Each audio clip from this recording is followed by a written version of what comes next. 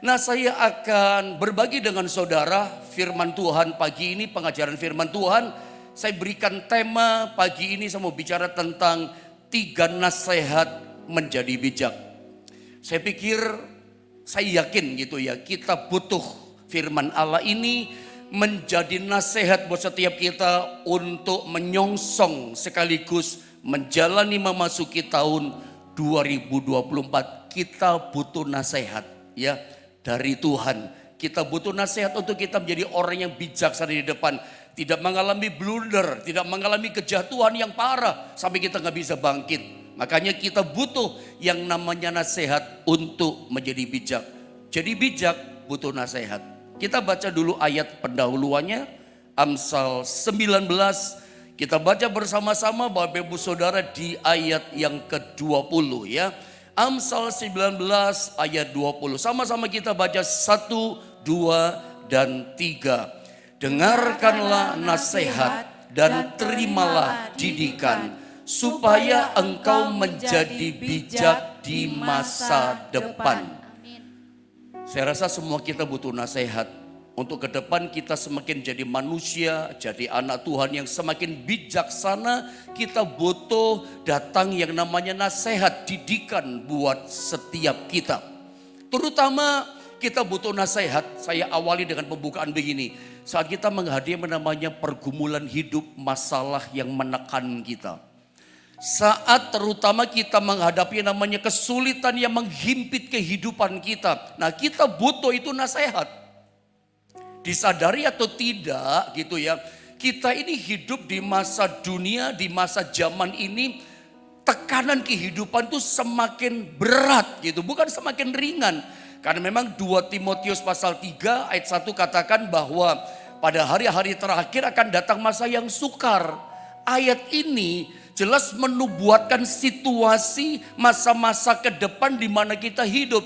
Disadari atau tidak, kita akan menghadapi situasi zaman yang tekanan hidupnya bukan tambah ringan, tapi tambah semakin berat. Makanya kadang-kala kita ini menghadapi masalah ya, menghadapi hidup ini, kita menghadapi masalah sampai kita mengalami masalah begini. Berat itu semakin menghebat. Saya pilih pakai kata istilah gini, hadapi masalah semakin menghebat.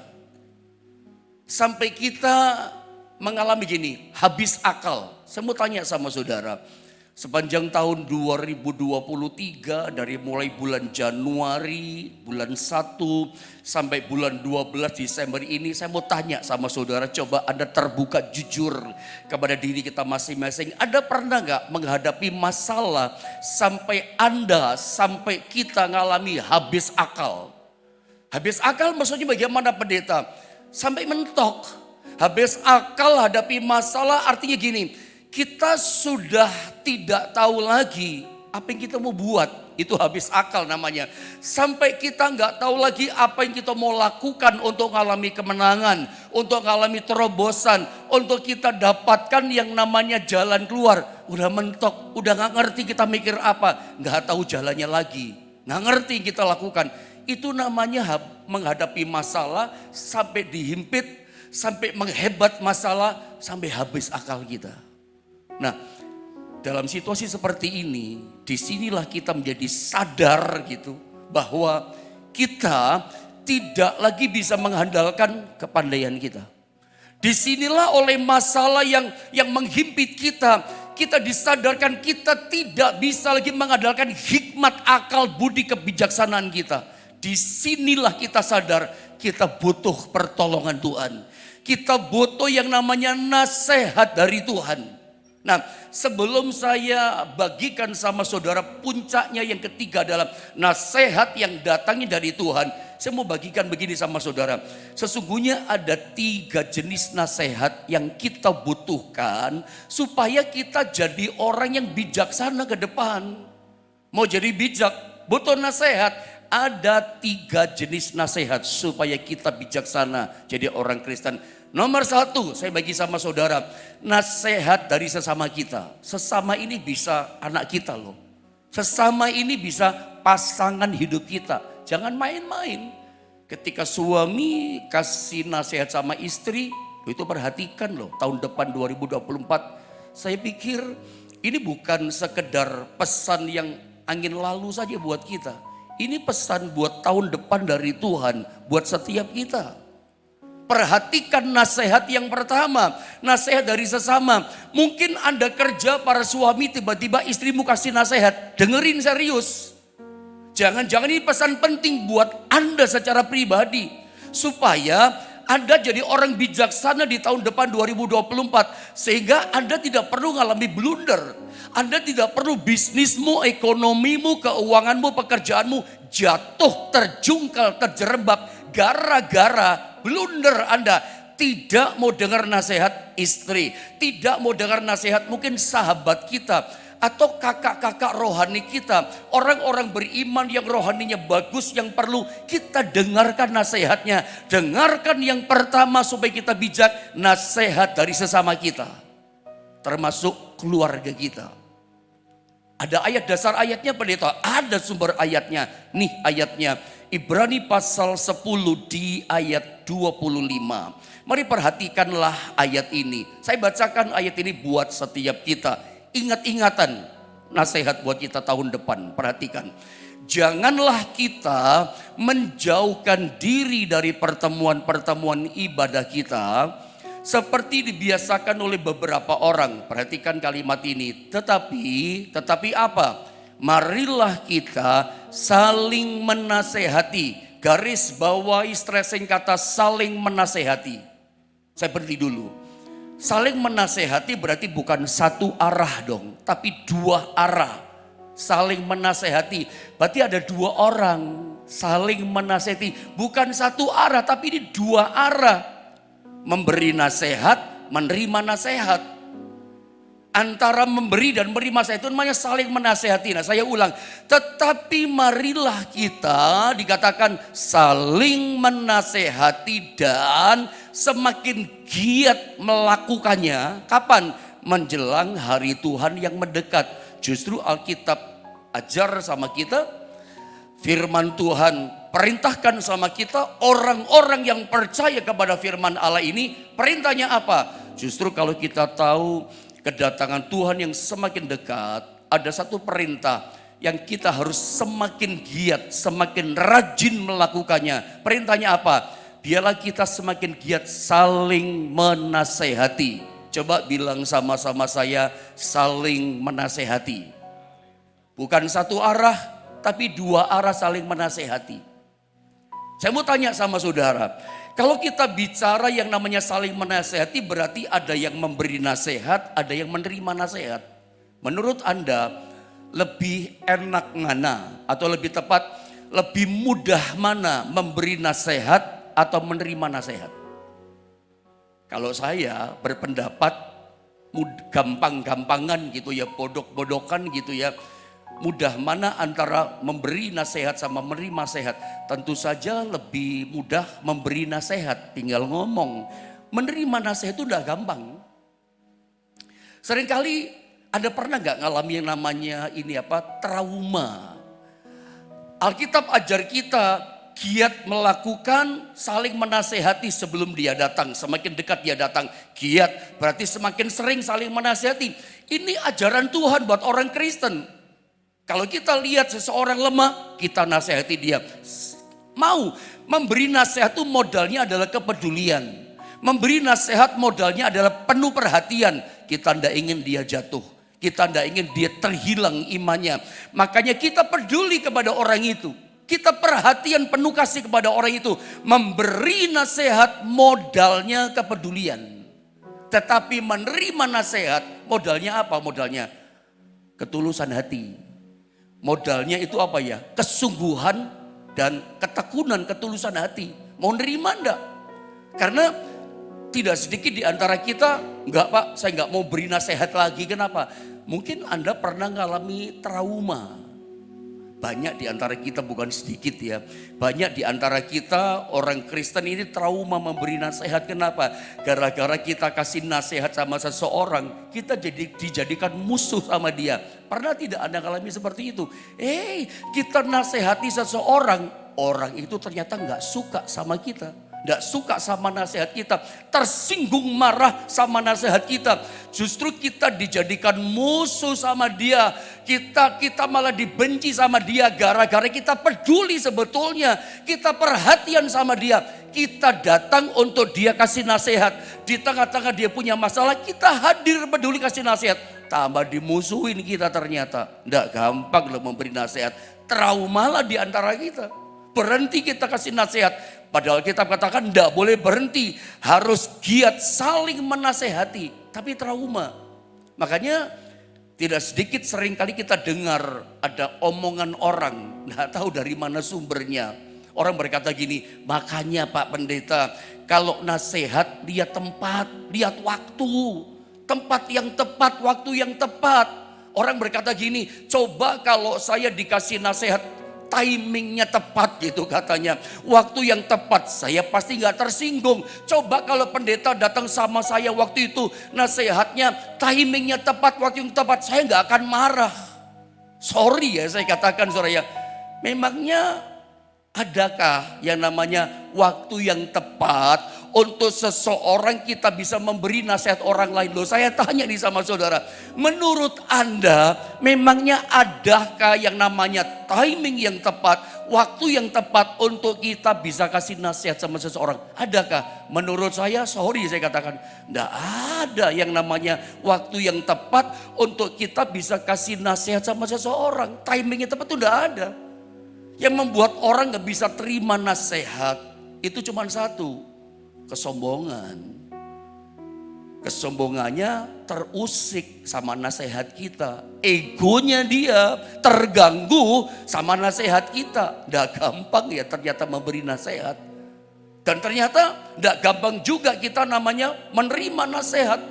Menerima nasihat itu butuh ketulusan hati. Menerima nasihat butuh kesungguhan, keseriusan dan ketulusan, ketekunan. Tapi kalau memberi nasihat, kepedulian, perhatian. Ternyata tidak mudah saudara ya menerima nasihat. Tapi Alkitab suruh sama kita. Untuk apa? Saling menasehati. Kenapa sih pendeta kita harus saling menasehati? Dalam hidup ini terutama di tahun depan, ingat. Tidak ada di antara kita yang sempurna. Tidak ada di antara kita yang tahun depan itu tahu ke depan seperti apa. Kita kerja sesuatu, tidak mungkin kita bisa menguasai semua kerjaan. Kita pasti punya kekurangan dan seringkali kekurangan kita yang ada dalam diri kita nggak tahu, orang lain tahu. Makanya kita butuh nasihat orang. Kekurangan kita nggak lihat. Saya teringat ada satu ilmu kepribadian, ilmu sejenis kejiwaan gitu. Ilmu ini mengatakan bahwa manusia itu punya 4 ruang dalam hidupnya, 4 jendela dalam hidupnya. Ada pernah dengar yang namanya jendela Johari atau Johari Windows.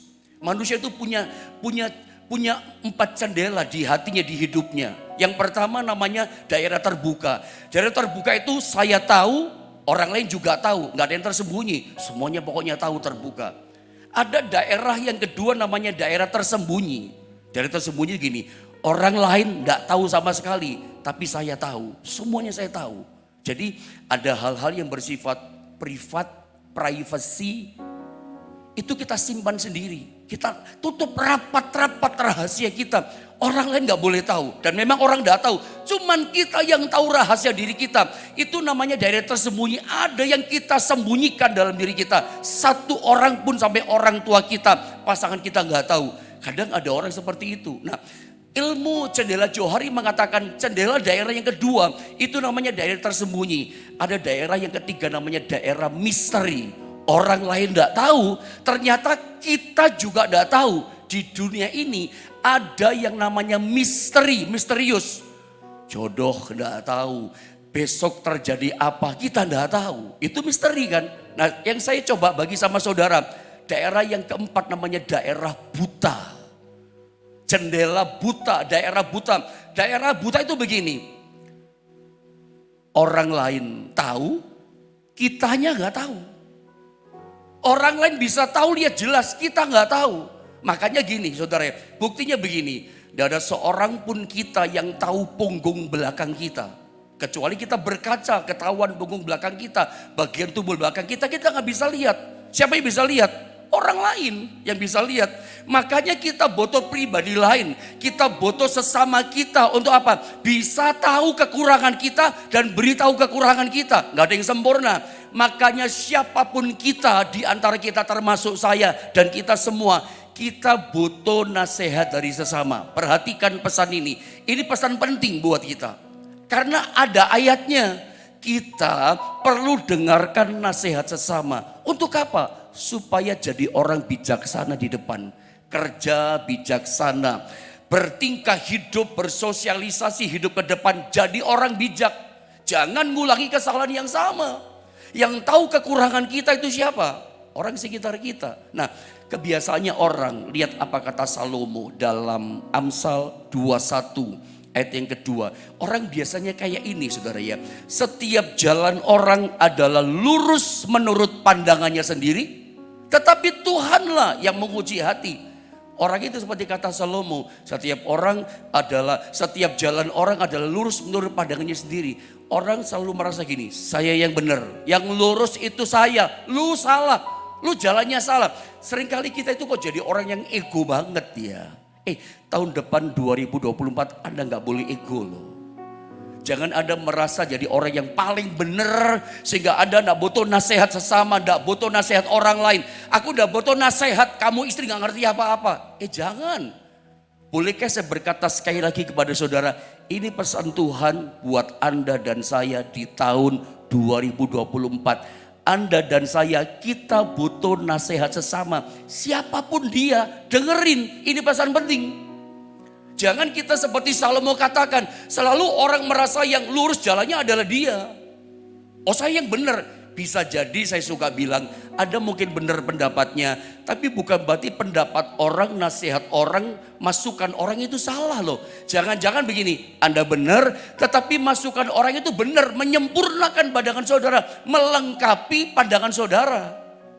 Saya suka kasih contoh, misalnya 3 tambah 3 sama dengan 6. Lalu orang ngomong sama saudara, Pak 5 tambah 1 6. Oh gak bisa, 6 itu ya 3 sama 3 loh.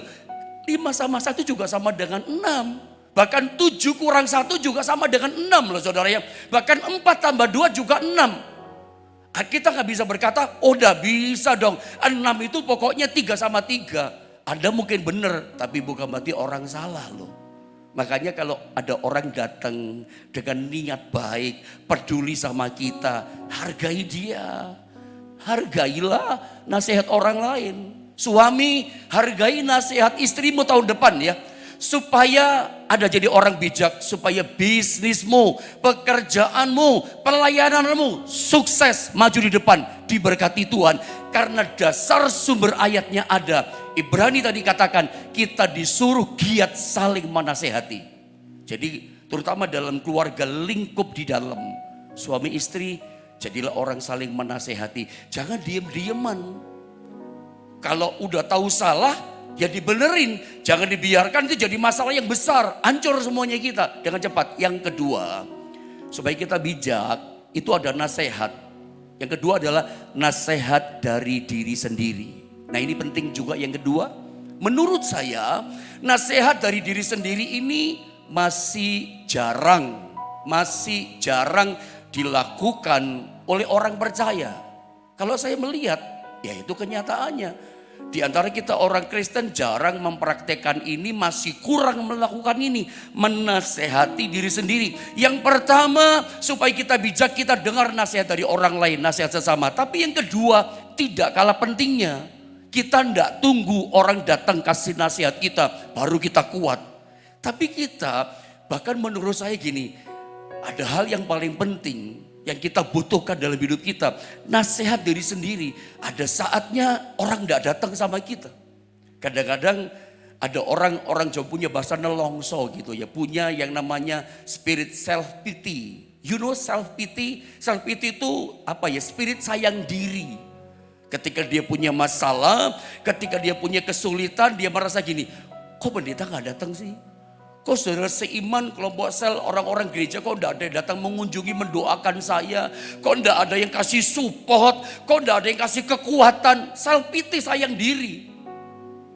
Harusnya kita nggak tunggu orang datang kasih nasihat sama kita, dorong-dorong kasih doa sama kita. Bahkan sebelum orang datang doakan kita, kita sudah bisa kasih nasihat, ngomongin diri kita sendiri. Menasehati diri sendiri itu kata Alkitab sangat penting loh. Coba kita lihat Mazmur 42 ayat yang ke-6. Mazmur 42 ini Mazmur Korah. Nanti kalau di rumah Anda baca multimedia, tolong bantu saya ayat 1 dulu supaya jelas, clear dulu. Mazmur 42 ayat 1. Saya bacakan dulu ayat ini saudara ya. Mazmur 42 ayat yang 1. Menasihati diri sendiri. Kenapa perlu nasihat? Karena Korah di sini punya masalah. Saya baca ya. Untuk pemimpin biduan nyanyian Bani Korah. Bani Korah itu siapa? Bani Korah ini keturunannya Korah. Siapa sih Korah? Korah itu orang yang berontak sama Musa. Yang bumi terbelah, gempa, dikubur hidup-hidup Korah dan keluarganya. Rupanya dari anak cucunya ada anaknya Korah, ada yang selamat. Ya, ndak ikut-ikutan dosa bapaknya Korah, itu Tuhan selamatkan. Dan rupanya keturunan dari Korah, si pemberontak orang terkutuk ini mau datang sama Tuhan. Ketika dia sungguh-sungguh datang sama Tuhan, lihat pengalaman Korah di sini. Ayat yang kedua, seperti rusa merindukan sungai yang berair, demikianlah jiwaku merindukan Kau ya Allah. Tolong multimedia ayat yang keempat dikatakan apa? Ayat yang keempat, lihat ayat yang keempat. Air mataku, kata Korah, menjadi makananku siang dan malam. Karena sepanjang hari orang berkata kepadaku, di mana Allahmu? Dari kalimat ini kita tahu, Bani Korah hadapi masalah yang menghimpit, yang menekan. Sampai dia berkata, air mataku itu menjadi makananku siang dan malam. Siang malam cuma nangis. Hadapi masalah yang menekan, menghibit dia. Ditambah lagi sepanjang hari siang malam, orang di sekitarnya, teman-temannya datang menghina dia, memfitnah dia, gosipi dia, berkata, di mana Allahmu yang hidup? Mana katanya Tuhan penolong? Kadang kita ngalami seperti itu kan. Hadapi masalah, lalu orang-orang dari seiman kita kata ini, katamu Yesusmu hidup, katanya penolong. Mana kok belum ada pertolongan? Mana hidupmu kok tetap susah? Orang alami itu. Tapi yang menarik, di tengah-tengah yang dia berkata, air mataku menjadi makananku siang dan malam. Kesedihan, kesusahan, persoalan yang berat menekan, menindih hidupnya. Lihat, dia tidak tunggu orang datang kasih kekuatan dia. Dia tidak tunggu gitu, saudara seiman mendoakan dia, aku doakan kamu Korah, enggak. Bagaimana caranya Korah bisa bangkit? Bagaimana caranya Korah bisa meraih kemenangan dalam hidupnya? Dia ngomong sama dirinya sendiri, kasih nasihat sama dirinya. Lihat ayat ke-6 tadi yang saya tuliskan sama saudara. Mazmur 42:6 saya baca. Korah ngomong begini sama jiwanya. Mengapa engkau tertekan hai jiwaku? Dan gelisah dalam diriku, berharaplah kepada Allah, sebab aku akan bersyukur lagi kepadanya, penolongku dan Allahku. Saya mau bilang begini, ini penting saudara. Jangan punya spirit self pity. Jangan punya spirit jadi orang Kristen yang sayang diri, cengeng, manja gitu. Saya terus terang saja ngomong di akhir tahun tanggal 30 ini. Saya tidak ingin ada jadi orang Kristen, anak Tuhan yang cengeng-cengeng, manja-manja. Anda mesti jadi punya roh yang perkasa, bukan sayang diri. Makanya ketika Anda hadapi persoalan, sedang berlinang air mata, karena gak ada yang bela, saudara tertekan oleh kesulitanmu. Ekonomimu bukan dalam kesulitan. Pekerjaanmu di akhir tahun sedang tergoncang-goncang hari ini. Ada nasihat yang baik dari firman. Anda harus kasih kuat dirimu, nasihati dirimu. Kadang-kadang ada orang datang kasih nasihat kita, gak mempan. Kenapa? Kan orang itu nggak tahu masalah kita. Yang alami kan kita. Yang alami kan ada masalah itu. Yang bisa kasih kekuatan siapa? Sumbernya dirimu. Tuhan ciptakan mulut kita untuk apa? Ngomong, berbisik, berkatalah kepada jiwamu. Ngomong seperti Korah. Mengapa engkau tertekan hai jiwaku? Hai jiwaku, berharaplah kepada Allah. Seperti pujian tadi yang terakhir kita katakan. Aku tahu Tuhanku sanggup menolongku. Tuhanku sanggup tak pernah terlambat membangkitkan hidupku. Ngomong sama diri. Nah, ayat ini menarik. Bersyukur lagi kepadanya. Tidak ada omelan. Saya kasih contoh, beberapa contoh. Lihat Mazmur Daud 103. Dari ayat ini mungkin saya baca beberapa ayat saja. Anda catat saja karena waktu kita terbatas. Mazmur 103 ayat 1 sampai 5. Catat saja ya. Saya baca beberapa ayat. Judulnya adalah Pujilah Tuhan, hai jiwaku. Saya pun lagi membayangkan ketika baca ayat ini, apa ya sikon yang sedang dihadapi oleh Raja Daud. Daud itu seorang raja, dia tuh orang hebat gitu loh. Dia tuh panglima perang yang luar biasa. Situasi apa saya gak ngerti, tapi Daud berkata begini, dari Daud jelas alamatnya, pujilah Tuhan hai jiwaku. Jujur tempo-tempo kadang-kadang kita kalau hadapi masalah yang berat, mau nyanyi susah.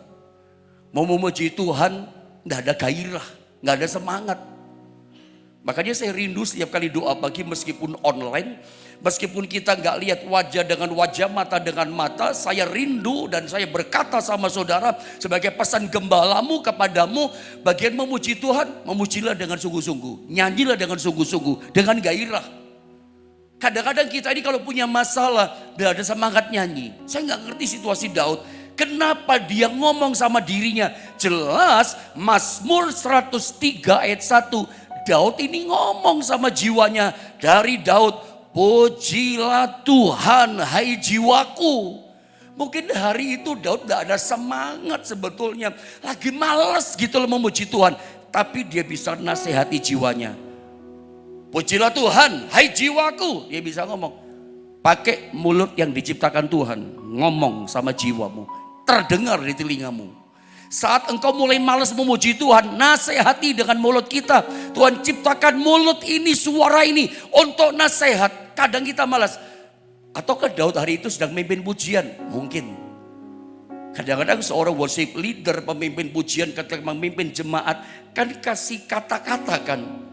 Ya, kan dia memberikan kata-kata supaya jemaat ada semangat memuji Tuhan kan. Dan alangkah baiknya pemimpin pujian sebelum kasih kata-kata supaya jemaat sungguh-sungguh memuji Tuhan. Dia mesti ngomong sama jiwanya dulu seperti Daud. Pujilah Tuhan hai jiwaku. Pujilah namanya yang kudus hai segenap batinku. Pujilah Tuhan hai jiwaku. Diulang lagi ya. Dan janganlah lupakan segala kebaikannya. Karena gini loh. Meskipun apapun masalah yang kita hadapi. Kalau kita ngomong hei jiwaku jangan lupakan kebaikannya. Tidak ada alasan untuk kita tidak katakan dia baik. Karena menurut pengalaman saya berjalan bersama dengan Tuhan.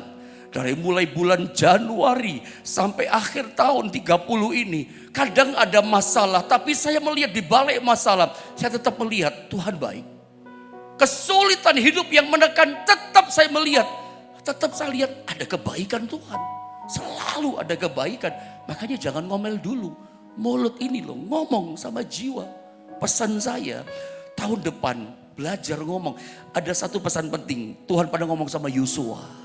Lihat dalam Yosua pasal 1 di ayat yang ke-6 sampai 9. Ya, ayat 6 saya baca dulu deh ya. Kuatkan dan teguhkanlah hatimu sebab engkaulah yang akan memimpin bangsa ini memiliki negeri yang kujanjikan dengan bersumpah kepada nenek moyang mereka untuk diberikan kepada mereka. Ayat 7 Tuhan ngomong juga kuatkan teguhkan hatimu.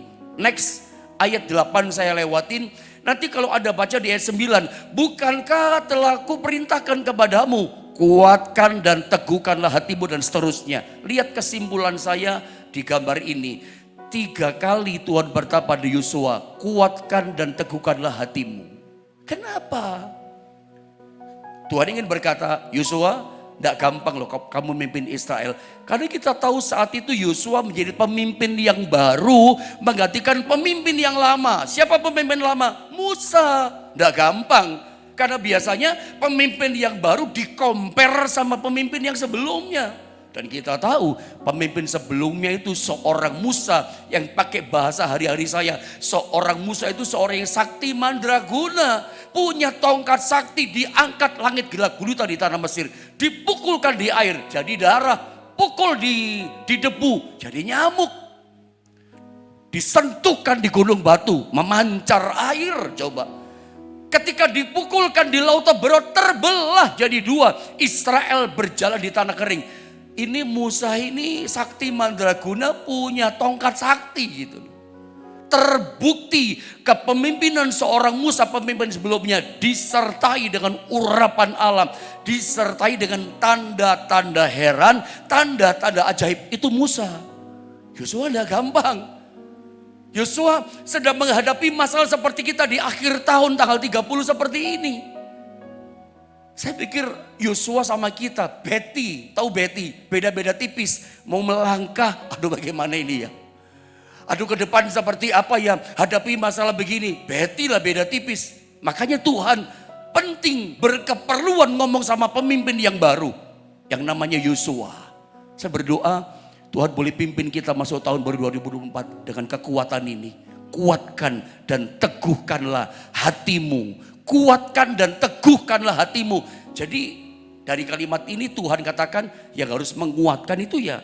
Menguatkan hati, teguhkan hati kita itu ya kita yang ngomong sama diri kita. Menurut saya gak tepat ya kita berkata Tuhan kuatkan aku. Tapi kok gak kuat-kuat ya. Hasilnya kok gak kuat-kuat. Ya menurut saya kurang tepat. Kita hanya berkata Tuhan kuatkan hatiku, kuatkan aku. Ternyata di antara kita gak kuat-kuat, kenapa? Ya salah konsep, itu salah doa. Urusan menguatkan hati, kita bagian kita ngomong sama diri kita. Jangan lemah hai hatiku, jangan lemah hai jiwaku. Kuat, kamu mesti kuat, berharap pada Tuhan. Penolongku hidup, berharap pada Tuhan. Tuhanku tak pernah terlambat menolong aku. Nah ngomong seperti itu. Jadi saran saya, nasihat saya, kalau ada waktu lemah nanti tahun ke depan, ngomong sama dirimu.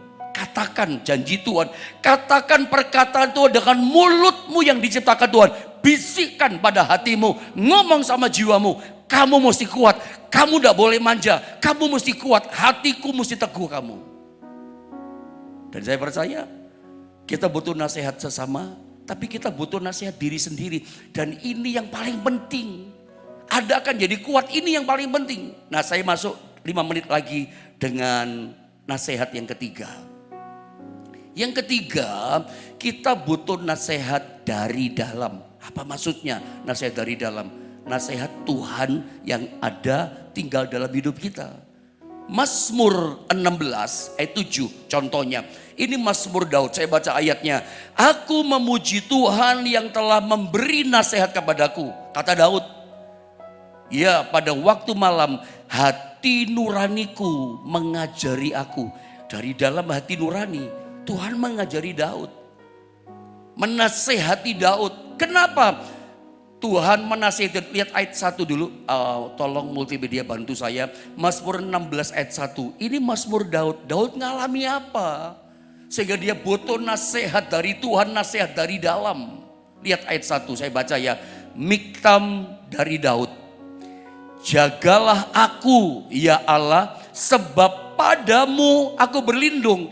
Dari kalimat yang pendek ini kita ngerti Daud dalam masalah. Walaupun Daud seorang panglima perang yang hebat, pahlawan yang hebat luar biasa, raksasa Goliat dia bisa kalahkan. Daud seorang pemberani. Dan hari itu dia punya panglima tentara prajurit Israel yang hebat-hebat, yang kuat-kuat. Tetapi di saat itu meskipun dia hebat, dia tetap andalkan Tuhan. Dia tetap butuh nasihat Tuhan. Sehingga di ayat yang ke-7 tadi, Mazmur 16, dalam ayat yang saya tulis, saya baca ulang sekali lagi. Dia berkata begini, aku memuji Tuhan yang telah memberi nasihat kepadaku. Di mana dia kasih nasihat? Yang pada waktu malam, pada waktu dia hening menyendiri dengan Tuhan, hati nuraniku mengajari aku. Dari dalam hati nurani Tuhan kasih nasihat sama Daud. Jadi yang pertama, dengarkan nasihat orang supaya bijak ke depan. Dengerin nasihat. Yang kedua, kita mesti dengar yang namanya nasihat. Yang ketiga ini kita langsung masuk saja dengan cepat. Nasihat daripada Tuhan yang ada di dalam kita.